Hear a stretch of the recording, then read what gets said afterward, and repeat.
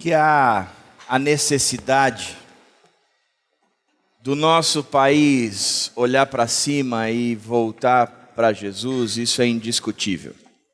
Nós vivemos um período de crise, e crise é fato. Basta você assistir qualquer telejornal, ou se você for para qualquer site, ou qualquer roda que você for conversar, um dos assuntos mais em pauta é a crise no país. O dólar explodindo, a corrupção do jeito que está, e assim por diante. O problema é que quando a gente fala de crises, e hoje em dia comunicar sobre crise, traz para mim e para você o conceito de que crise mesmo é essa sociopolítico-econômica que nós estamos vivendo, e como se nós resumíssemos a crise a isso. Mas na verdade eu queria desejar àqueles que são pais, bem como àqueles que exercem a função de pais, um feliz Dia dos Pais. Mas pensando com você, como é que nós podemos liderar a família em tempos difíceis? Mas os tempos difíceis não são necessariamente somente essas crises que o nosso país está passando. E nem quero escantear a possibilidade de que crise é algo que eu e você não deveríamos estar acostumados. A Bíblia nos ensina de que nós vamos passar por tempos difíceis. Mas eu quero tratar de crises, aquelas tragédias, ou aquelas grandes dificuldades, ou mesmo uma crise nacional, mas que reflete dentro da nossa família e que muitas vezes nos torna totalmente céticos à atuação de Deus, ou à realidade de Deus, ou à vontade de Deus para as nossas vidas. Poderia ilustrar com algumas situações que eu conheço de pessoas vivendo. Pastor Harry e Dona Elizabeth, depois de um longo tratamento, foram passar um tempo com a filha na Alemanha para curtir e aproveitar um pouco de tempo. Chegando lá, Dona Elizabeth passou mal, teve que ser operada. Foi operada, voltou para casa, teve uma hemorragia, foi operada novamente. Nesse interim, a pressão foi grande. O pastor Harry também acabou sofrendo com essas lutas todas. Recentemente, uma pessoa me procurou dizendo: eu fui diagnosticado com um câncer agora e eu estou morto de medo. Porque se eu morrer, eu não sei qual será o futuro dos meus filhos. E eu estou muito inseguro do que vem pela frente. É aquele pai ou aquela mãe que recebe o diagnóstico da doença ruim e a partir de agora, como é que eu faço com tudo isso? Hoje, a minha família está vivendo um período de choque, porque amanhã, 8 horas da manhã, se eu não me engano, estava marcado a cesárea da minha prima. Hoje pela manhã começaram contrações, ela foi para o hospital e o nenenzinho morreu.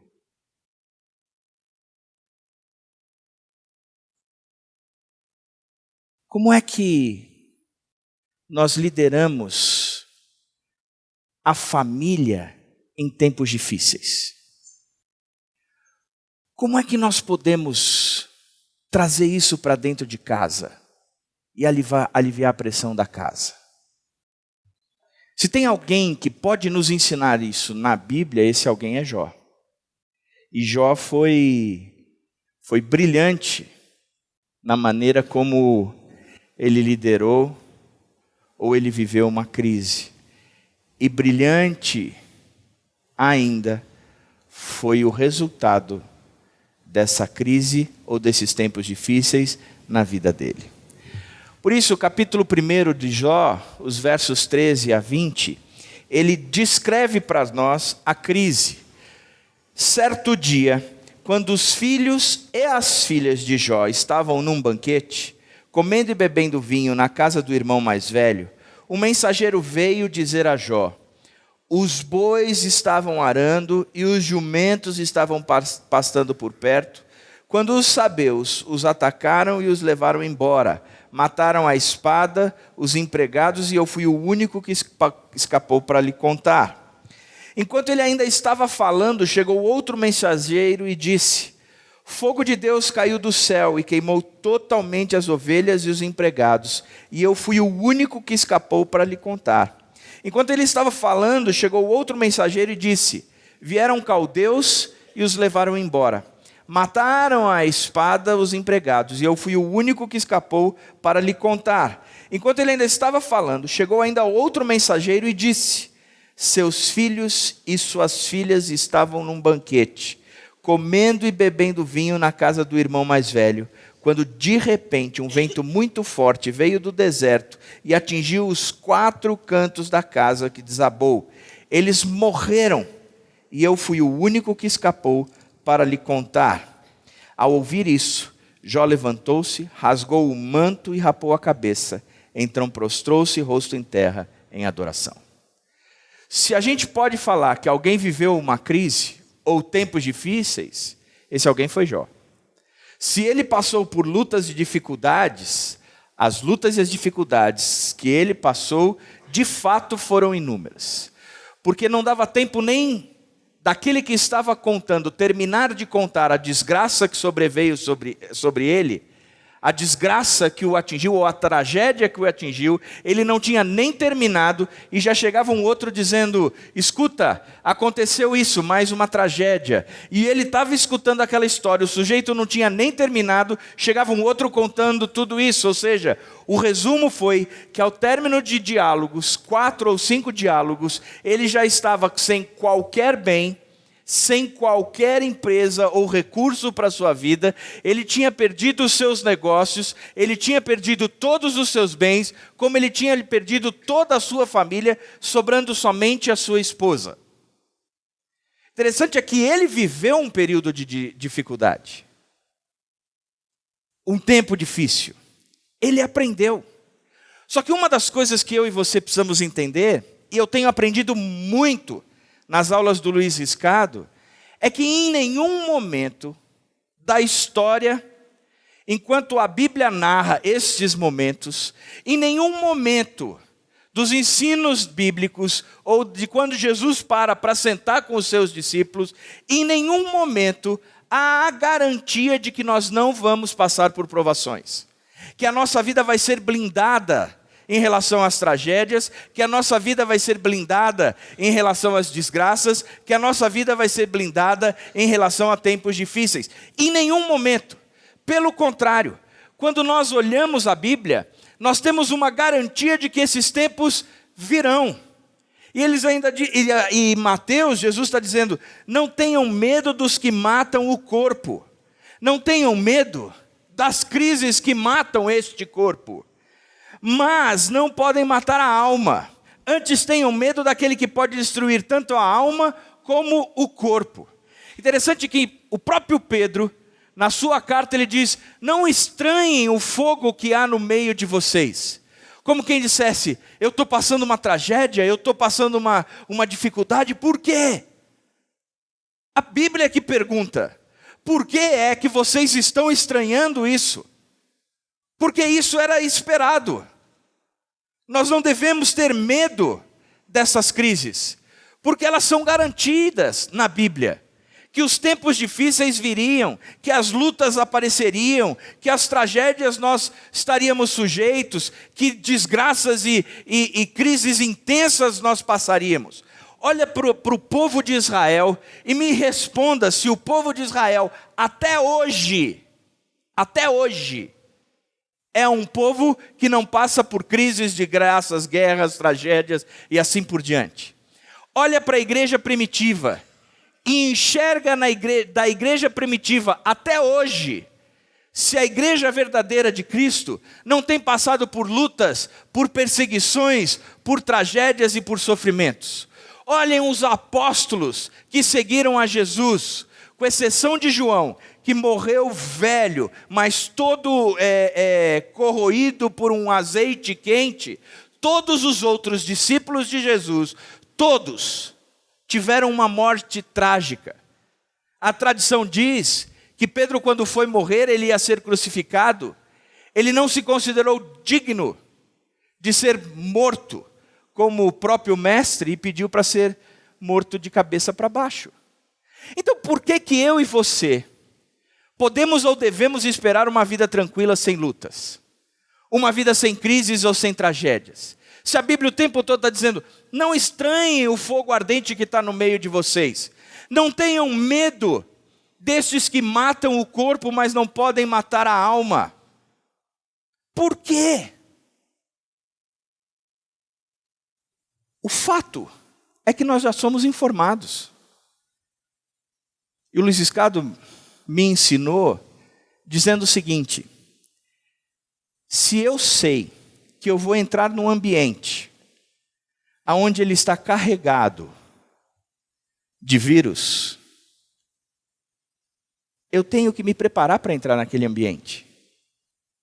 Eu vou tomar vacina, eu vou me encher de vitaminas, eu vou colocar a roupa adequada para que eu possa entrar lá e sair sem passar ou amenizando as investidas dessa situação.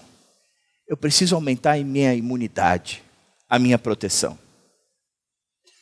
Por isso, se é ciente por nós de que enfrentaremos tempos difíceis, a nossa responsabilidade, então, é aumentar a nossa imunidade, a nossa proteção. E é em cima disso que eu quero olhar para a vida de Jó e com vocês conversar a respeito disso, fortalecendo a família em tempos difíceis.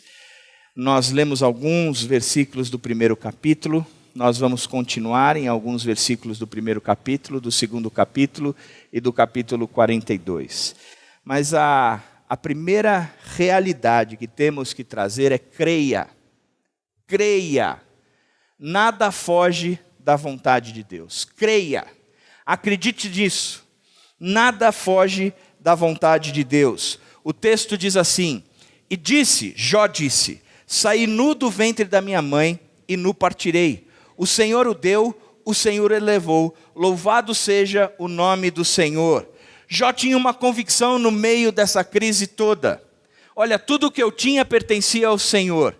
Tudo que eu perdi, perdi porque o Senhor quis. Significa que o que brilha na minha vida não é o que eu tenho ou o que eu deixei de ter, mas a vontade soberana desse Deus na minha vida, porque Ele não perde a mão em relação a mim.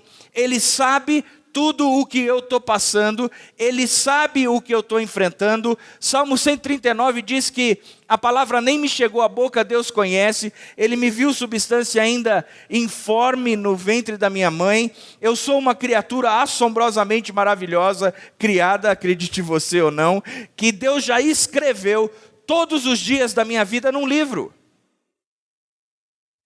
Ele sabe. Ele sabe. Não é que as coisas acontecem, Deus, olha o que aconteceu na vida da Edilane. Eu acho que eu estava ocupado olhando o Jorge e não percebi o que aconteceu. E agora, como é que eu vou corrigir? Deus é soberano. O que acontece na vida da Didi, Ele sabe. Bem como que o que acontece na vida do Jorge, Ele continua sabendo de tudo.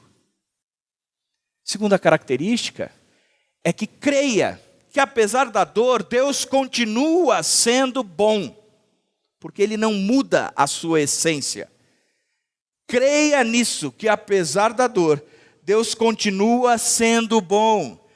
Jó 22, 9 e 10 diz o seguinte: então sua mulher lhe disse, você ainda mantém a sua integridade?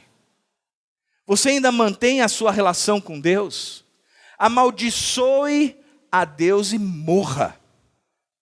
Na cabeça da mulher, ele dizia, é melhor morrer do que continuar do jeito que você está. Então por que você continua nessa integridade em relação a Deus? Amaldiçoe tudo isso, aí a mão de Deus vai pesar também sobre você, e morra, e aí pelo menos o sofrimento sossega. Ele respondeu, você fala como uma insensata, como uma louca. Aceitaremos o bem dado por Deus e não o mal? Em tudo isso Jó não pecou com os lábios. Na cabeça de Jó ele dizia, a circunstância pode ser ruim, ou pode ser a pior possível. Eu posso estar vivendo uma tragédia, mas o fato é que eu sei que este Deus, ele continua sendo bom. Ele continua sendo bom. O que está por trás eu não sei. Mas na verdade eu sei o que está pela frente. E o que está pela frente não são essas circunstâncias que eu estou vivendo. O que está pela frente é, sem dúvida nenhuma, o Deus poderoso, soberano, que nada foge da mão dele, mas que ele continua sendo bom. Por isso, o resultado de tudo isso é que eu e você devemos procurar conforto em Deus e não em suas chances, ou na minha chance, ou na sua chance da restauração da situação. Ao ouvir isso, Jó levantou-se, ouviu toda a desgraça que sobreveio sobre a sua família, sobre os seus bens e os seus negócios, rasgou o manto e rapou a cabeça, então prostrou-se no chão em adoração e disse, saí nu do ventre do meu pai, da minha mãe, e não partirei. O Senhor o deu, o Senhor o louvou, louvado seja o nome do Senhor. Eu quero buscar, antes de qualquer coisa, o conforto de Deus. Ele sabe tudo. Ele sabe de tudo. Por isso eu quero, e a atitude de rasgar os mantos, o manto e raspar a cabeça, era uma atitude de alguém que tomava diante do seu Deus, dizendo, eu estou me humilhando diante do Senhor. Eu não quero ser soberbo, eu não quero obter respostas, eu quero estar debaixo da tua boa mão. Por isso raspo a minha cabeça, por isso rasgo as minhas vestes, por isso em alguns momentos eles até se jogavam cinzas sobre eles, e a frase foi, eu saí nu do ventre da minha mãe, e nu eu partirei. O Senhor o deu, o Senhor o levou, e ele diz, louvado seja Deus, eu quero continuar buscando o conforto em Deus, Ele sabe todas as coisas. Eu não quero buscar conforto em outras coisas, eu não quero ficar pensando a perspectiva da restauração. Senhor, eu saí nu do ventre da minha mãe, nu eu posso partir, mas nesse inteirinho eu tive muita coisa e eu perdi. Por favor, restaura. E essa é, em geral, a nossa atitude. A nossa atitude não é nem pensar na soberania de Deus e nem que Ele continua sendo bom. A nossa atitude é trazer para nós um conceito simples do que o que eu preciso de fato é a restauração da circunstância que eu vivo. Eu não preciso do conforto deste Deus que é soberano. Eu não preciso da consciência da bondade desse Deus. O que eu desejo, e é default isso, é que a restauração da situação aconteça. Mas em nenhum momento Jó pensou nisso. Ele foi direto para Deus. Eu quero aqui louvar o seu nome. Eu quero aqui dizer quem o Senhor é para mim. Eu quero aqui dizer que não estou apegado a essas coisas, mas eu sou apegado ao Senhor. E ao Senhor é que eu estou buscando. A quarta característica é que eu tenho que gastar mais tempo lendo sobre Deus e a sua palavra do que lendo sobre o seu problema. No final da história, Jó vira para Deus e diz, antes eu te conhecia só de ouvir falar, mas agora os meus olhos te veem. Eu estou cheio do Senhor a tal ponto que eu consigo enxergar quem o Senhor é. Antes era um relacionamento distante, agora é um relacionamento perto. Quando a gente recebe o diagnóstico de qualquer doença, qual é a primeira coisa que nós fazemos? Entramos no Google, procuramos as características dessa doença no Google. Hoje em dia tem pessoas que eu conheço que não procuram mais porque receberam o diagnóstico da doença. Vão para o Google com os sintomas e saem do Google com o diagnóstico. Rodrigo estava aqui de manhã e o segundo passo, depois de tudo isso, é ligar para o Dr. Rodrigo e dizer: Rodrigo, eu estou com isso. Eu queria que você me receitasse isso, porque eu vou tomar 3 vezes por dia, porque eu estou por dentro de todas as coisas.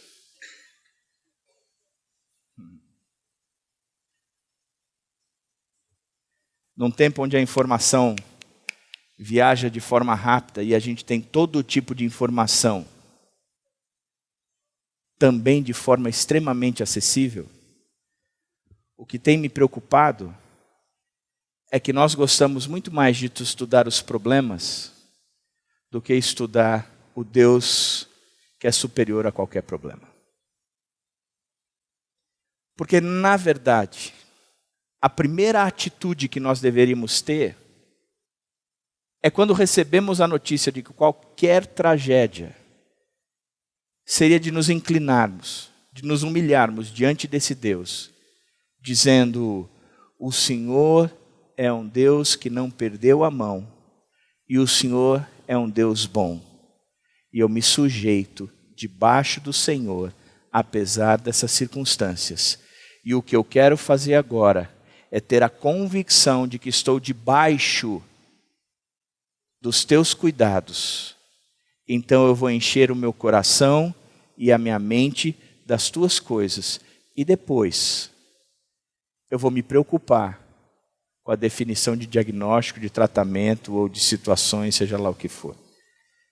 Mas eu primeiro busco o reino e a justiça. Eu encho a minha cabeça, eu encho o meu ser de todas as coisas de Deus. Eu me alimento de tudo isso. Ele é mais importante do que o ar que eu respiro. Ele é mais importante do que o pão que eu como.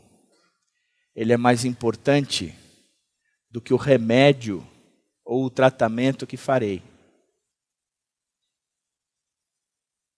Porque eu sei quem é este Deus. Eu o conheço. A quinta característica: aprofunde-se em seus relacionamentos, em vez de isolar-se. Aqui nessa história, a gente vê os amigos deles, 3 amigos de Jó. Elifaz de Temá, Bildade de Suá e Zofar de Naamate, souberam de todos os males que o haviam atingido. Saíram, cada um de sua região, e combinaram encontrar-se para mostrar solidariedade a Jó e consolá-lo. Quando o viram à distância, mal puderam reconhecê-lo e começaram a chorar em alta voz. Cada um deles rasgou o manto e colocou terra sobre a cabeça. Interessante neste texto é que no meio da desgraça de Jó, 3 amigos vieram consolá-lo. Mas o fato era que a intenção era dar o conforto e o consolo. Muitas vezes eles não conseguiram nisso, porque eles traziam para Jó a responsabilidade ou o direito de saber que todo o sofrimento que ele vivia provavelmente era culpa dele. E porque era culpa dele, ele deveria tratar-se diante de Deus para restaurar a sua própria vida. E Jó em nenhum momento chegou para os seus amigos e disse: vão embora daqui. Eu agora quero ficar sozinho. Eu quero me trancar no quarto. Eu quero alimentar o meu sofrimento com um egoísmo ou uma autopiedade tremenda, porque eu não consigo entender o porquê Deus fez o que fez comigo. Por que Deus não foi soberano? Por que Deus não pôde cuidar da minha prima? Por que Deus não pôde cuidar da dona Elizabeth e do pastor Harry? Por que Deus não pôde cuidar deste pai que carrega filhos sozinhos e foi diagnosticado com um câncer terminal? Por que Deus não pôde? E aí a gente se alimenta trancado num quarto dizendo, eu quero ficar sozinho aqui, porque eu preciso alimentar a minha autopiedade. E o interessante é que o cristianismo nunca foi feito para ser vivido sozinho. Nunca. Quando perguntaram para Jesus, como é que se resume a lei? Ele disse, você vai precisar de 3 coisas no resumo da lei.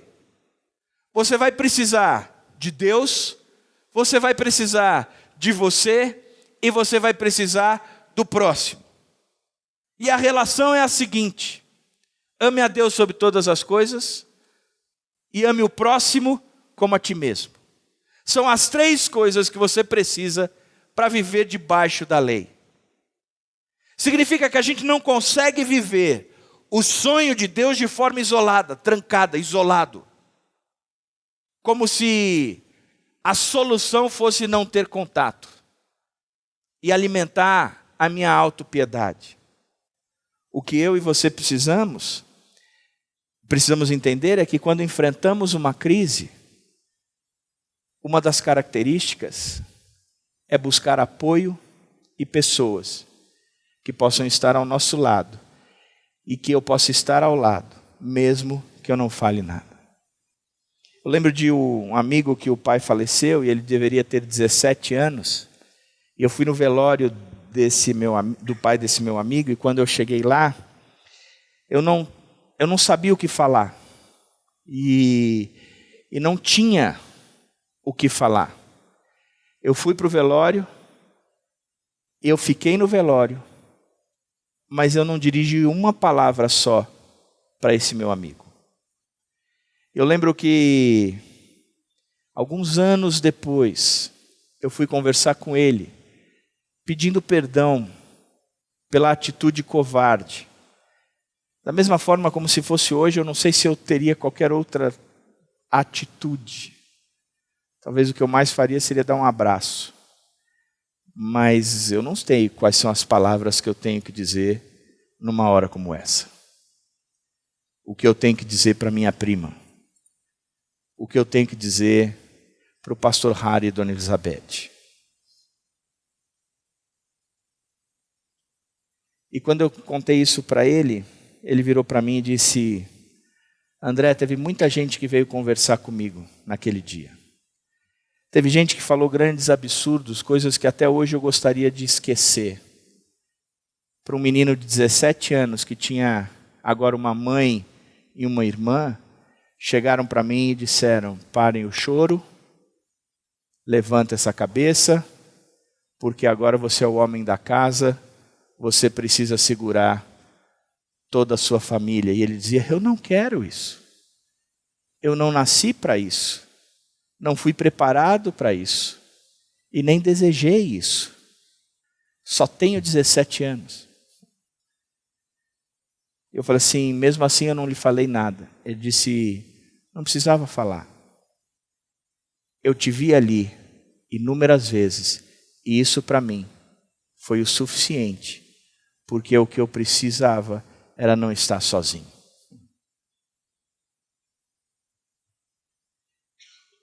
Não se isole no meio das crises. Procure ajuda. Corra atrás de pessoas. Peça para que te ajudem a carregar. 6ª característica, não se entristeça como quem não tem esperança.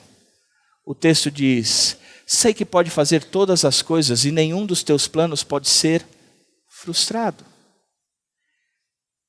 Sei que pode fazer todas as coisas e nenhum dos teus planos pode ser frustrado. Eu tenho uma esperança. Porque na verdade o que a gente tem que aprender é enxergar o que está por trás da história e não necessariamente o que nós estamos enxergando. A catástrofe veio, a desgraça apareceu, a crise bateu a porta, entrou dentro de casa e agora o que eu só enxergo é colocar um óculos que me faz entender o tempo todo que eu vou ter que conviver com essas crises. Na verdade, não é isso que eu preciso fazer. Não é com isso que eu preciso lidar. Não é nessa situação que eu preciso fazer com que o meu coração carregue uma tristeza como se não houvesse mais esperança. Há esperança. Na verdade, nunca se perdeu a esperança. Porque a crise você vai passar e vai passar sempre. Mas essa crise um dia passa. A Bíblia diz que nós vamos enfrentar inúmeras crises. A Bíblia diz que nós vamos passar por inúmeras desgraças. A Bíblia diz que nós vamos ter várias tragédias, que nós não estamos isentos disso. A Bíblia diz que para o cristão os dias se tornarão cada vez mais maus, piores, duros, difíceis. Significa que nós temos que estar aprendendo, aumentando a nossa imunidade para enfrentar tudo isso. Há essa garantia. Há uma garantia bíblica. Não há uma garantia de prosperidade, que você vai ter um carro melhor, basta você requisitar, clamar, chamar, bater o pé e dizer, agora é meu. Não há essa garantia. Mas a garantia há de que por trás dessa história, há uma história sendo escrita por Deus, que o resultado é incrivelmente melhor para mim e para você. Por isso, eu posso ficar abatido, mas eu não preciso ficar destruído. É lícito o entretenimento? É. É lícito? É. Mas não significa que eu tenho que morrer ou ser dirigido e guiado por este sentimento. Em nenhum momento, Deus chamou Jó e falou assim, Jó, tem uma coisa para te contar. Está preparado? Senta aqui. Aí Jó senta e fala, explica a Deus. Quero te explicar o porquê dessa crise. Um dia eu estava no meu trono e o diabo chegou na minha presença. E eu me gabei de você para ele. Como ele é o grande acusador, ele virou para mim e disse, mas também, Deus, esse cara é o que é, porque ele é o filhinho de papai. Nunca ganhou um não. E ainda digo mais, tudo o que ele quis, o Senhor deu. O cara tinha gado, camelo, bois, ovelhas, filhos, filhas, pelo contexto, muito vinho, uma esposa e nenhuma sogra.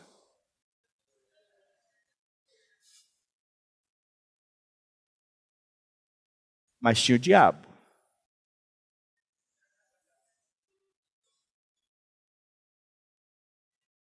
E sabe o que eu e o diabo fizemos? Nós apostamos você. Toda a desgraça que você viveu, foi uma aposta que eu bati com o diabo. Eu acho que se Deus contasse isso para Jó, Jó subiria no pescoço de Deus e diria, por que eu?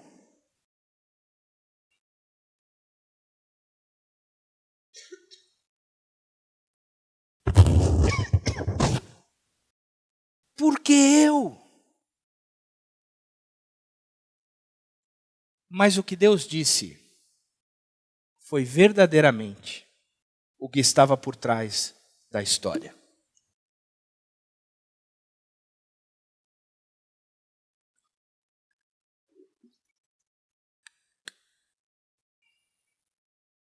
Ele disse, sabe o que eu queria? Que apesar de você ter tudo, de você ser um homem íntegro, um cara temente a mim, ainda faltava mais no nosso relacionamento. O que está por trás da história mesmo, Jó, não foi essa aposta com o diabo. Na verdade, eu usei o diabo para o teu crescimento. Eu mandei que ele fosse lá e fizesse o que fez, para que você pudesse terminar dizendo: antes, Deus, eu te conhecia só de ouvir falar, mas agora os meus olhos te veem. Eu tenho mais liga com o Senhor. Eu tenho mais intensidade com o Senhor. Eu tenho mais sentimento com o Senhor. Eu tenho mais vida com o Senhor. E eu digo mais, eu sei que tudo podes, e nenhum dos teus planos pode ser frustrado. Na verdade, o que está em jogo não é o que eu tenho, e nem as crises que eu enfrento ou deixo de enfrentar, mas está em jogo o quanto o Senhor se tornou o meu Pai, e o quanto eu me tornei parecido com o teu Filho, Jesus Cristo. É isso que está em jogo, por isso a gente não precisa se entristecer, como se não houvesse esperança. Há uma esperança, porque o Deus soberano, que continua sendo bom, está por trás da história, fazendo o que há de melhor para mim e para você. Para que nós nos tornemos cada vez mais parecidos com Ele. Para que cada vez mais este mundo seja tirado de nós, e o reino de Deus seja incrustado em nós. Esse é o projeto de Deus. Esse é o plano soberano de Deus. O cuidado que Ele quer de te trazer mais próximo dEle, mais íntimo dEle, mais com Ele. E na verdade, mais dEle em você. Por isso, o outro passo é óbvio. É de que a gente trate o pecado, levando a sério este assunto. Jó disse: tu perguntaste, Deus, quem é esse que obscurece o meu conselho sem conhecimento? Ele diz: sou eu, Deus. É certo que eu falei de coisas que eu não entendia, coisas tão maravilhosas que eu não poderia saber. Por isso, menosprezo a mim mesmo e me arrependo no pó e na cinza. Deus deixa tudo isso, e a Bíblia começa no capítulo 1 de Jó, dizendo que havia um homem que era íntegro e temente a Deus. E esse homem termina a sua história, no capítulo 42, dizendo que aquele homem que era íntegro e temente a Deus, precisou passar por uma prova maior ainda, para que este que era íntegro e temente a Deus dissesse: a nossa amizade, o nosso relacionamento, o nosso vínculo aumentou ainda mais, porque antes eu te conhecia só de ouvir falar, mas agora os meus olhos te veem, e eu bem sei que tudo podes, e nenhum dos teus planos pode ser frustrado. Eu me liguei, Deus. Eu saquei. Eu estou por dentro, só que aconteceu um negócio muito interessante nesse meio termo. Os amigos de Jó começaram. Mas ele era um homem íntegro e temente a Deus. E você está aí porque você deve ter feito algo bem ruim. Porque o tamanho do castigo que você recebeu é só para nego do mal mesmo. Confessa o teu pecado. Aí Jó chega para Deus e para os amigos, a partir do capítulo 38, e um pouquinho antes, na verdade, ele diz assim: eu não sei o que fiz, e nem porque eu sofro isso. Talvez Deus tenha errado. Deus ouve aquilo, e do meio de um redemoinho, ele começa a conversar com Jó, falando da soberania dele, perguntando: quem é esse que obscurece o meu entendimento, o meu conselho, sem que tivesse conhecimento? Quem é esse que está falando coisas que não devia, como se eu fosse o cara errado, mas esse que está falando não sabe de nada? Quem é esse? E aí ele chega para Jó e diz: você estava comigo quando todas as coisas foram criadas? Você estava comigo quando eu comecei a estender, como quem estende um lençol, esse universo, e comecei a colocar nos lugares certos cada um dos seres celestiais que estão por aí, desses planetas, dessas estrelas, desses galáxias. Você estava comigo. Você estava comigo quando eu estabeleci neste seu planeta o que era terra seca e o que era água. Você estava comigo quando eu comecei a criar os seres desse planeta todo. E Deus vai num discurso mostrando a sua soberania e mostrando a sua capacidade. Que Jó termina dizendo: eu errei. Porque eu me considerei mais do que eu realmente era. E considerei o Senhor menos do que realmente é.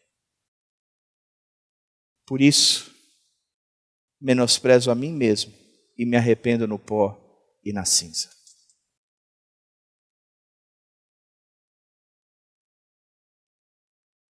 Trate o pecado como coisa séria.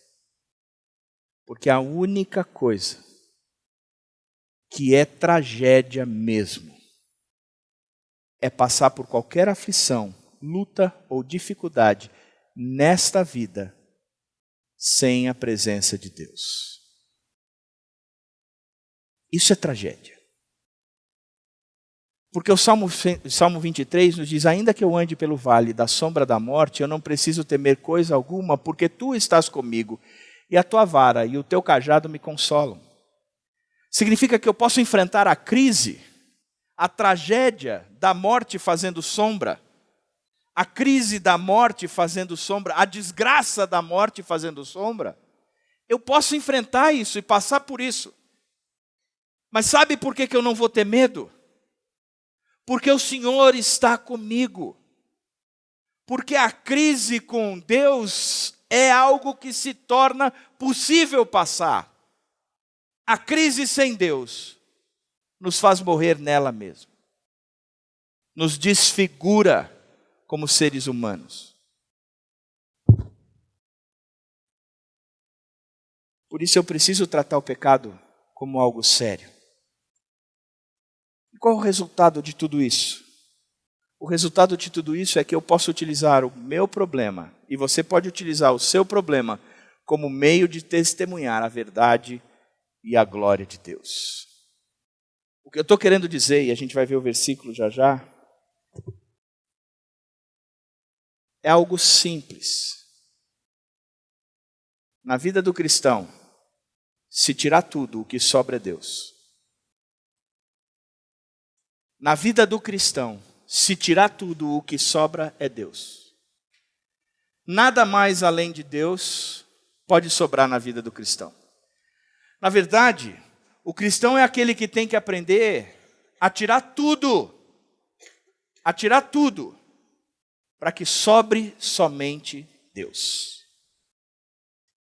E isso é aquilo que eu carrego como estandarte, como minha bandeira. Eu vivo para Cristo, e isso é o que importa. Já não sou eu mais quem vivo, mas é Cristo que vive em mim. E este morrer que agora vivo na fé no Filho de Deus. Por isso, depois que Jó orou por seus amigos, o Senhor o tornou novamente próspero, ele deu em dobro tudo o que tinha antes. Interessante que no meio dessas crises, em geral, o que nós pegamos é o resultado final na vida de Jó e dizemos: é isso que queremos para nós. Presta atenção. Em geral, o que nós vamos dizer é o seguinte: Jó perdeu tudo, passou por um monte de provação, e o que é que ele ganhou? 99% dos cristãos dizem: sabe o que ele ganhou? Tudo o que ele havia perdido em dobro. Que Deus incrível! E a gente gosta de testemunhos, quando os testemunhos vêm carregados de sobra em prosperidade, de sobra em reconquistas, de sobra em retornos, em sobra o que Deus dá. Não, fulano perdeu um filho, mas Deus deu dois. Fulano perdeu um emprego, mas Deus tinha preparado para ele um outro melhor. E às vezes nós consolamos os outros exatamente assim. Você perdeu o seu emprego, mas você não precisa sofrer. Deus tem guardado algo melhor para você. E é mesmo. Pode ser que você morra desempregado. Porque para Deus e para o cristão, na verdade para o cristão, o que há de melhor é Deus.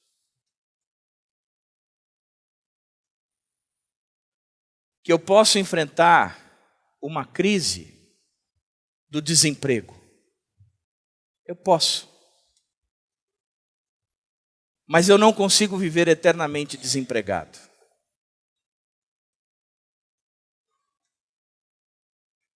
Mas eu posso até mesmo não ter um emprego. Mas a realidade é que eu não vivo a vida eterna se não for com Deus. Se não for Deus.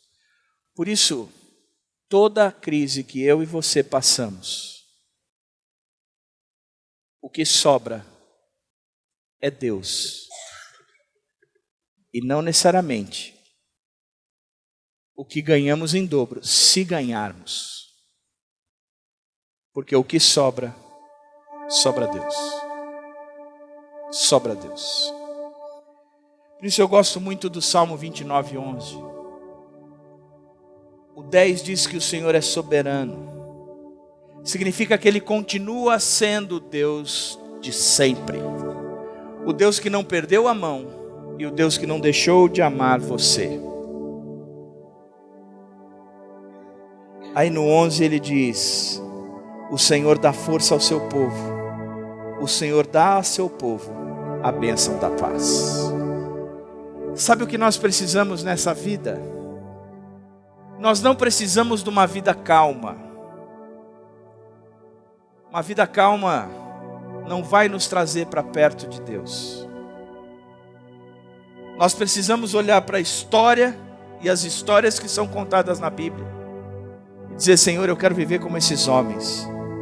Se eu quero viver como esses homens, eu quero passar pelo que eles passaram.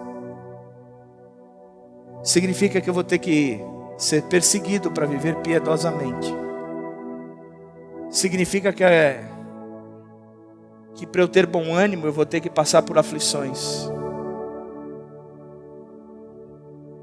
Significa que se eu estiver precisando, no meio das tribulações,